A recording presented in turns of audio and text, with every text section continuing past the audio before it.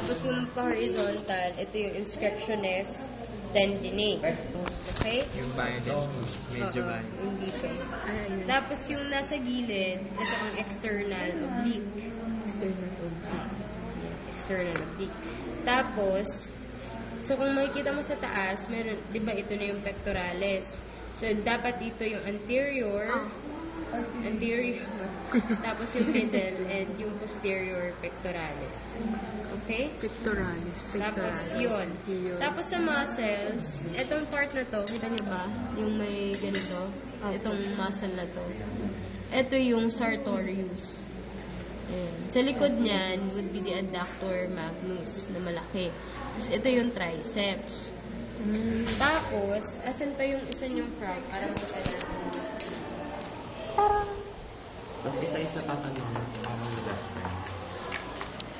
Ay, yung ano... Ito yung sartorius, diba?